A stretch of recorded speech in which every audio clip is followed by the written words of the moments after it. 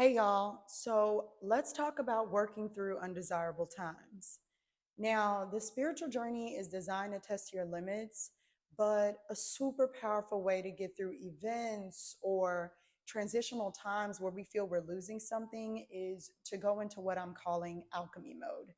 Because no matter how deep the source of pain or uncertainty, we're actually only one magician's move away from transforming what at the time can feel like may only be solved by a miracle.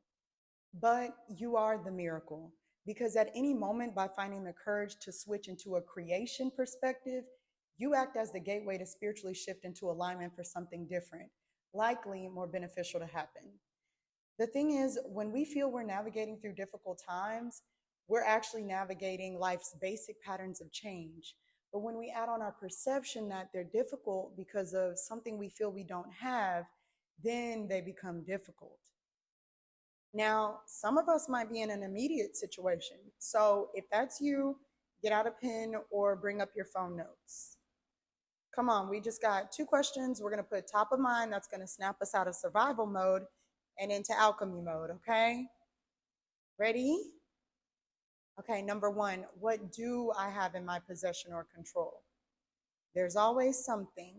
Come on, think. Tangible or intuitive. I mean, confident charisma has saved my skin many times. I remember showing up to an interview and getting the job the same week because Brent was due the following week. So let's think. Okay. And now, how can I use this to help me buy more time, money, or freedom from the situation at hand? I know, depending on the circumstance, fear during this time can feel impossible to survive. But we don't simply survive, we alchemize. So now that immediate stressors are put into perspective and somewhat allow for more stable footing, let's try using God, Source, to go before us and help co create your origin story into a career alchemist. Okay? So, this first step might feel exposing, but will be super helpful to learn where, besides the external factors, you fit into the trajectory of the current events. And that step is essentially sitting down and doing a clear review of what parts of your soul were neglected up to this point and what part of ego contributed to the outcome. Not in judgment of ourselves, but as a reference point for revealing something being shown to us about us.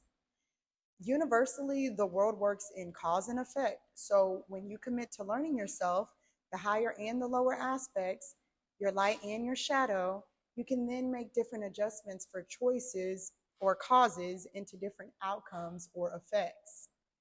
Now, the next thing you want to do is think about your natural gifts and talents. And I don't want to hear that you don't have any because we all do. It's something that people passively or often compliment you on, or maybe no one knows or notices it about you, but you could use it to your advantage if you had to. Okay, now beyond the current circumstances, take these special qualities or skills, close your eyes, breathe, and ask yourself wholeheartedly, where do you envision you going next? The key word in wholeheartedly here is heart, which is from whence fulfillment typically expresses itself, right? Okay, so ask yourself, your heart, this question for where next. And then allow space for whatever response to come without judgment.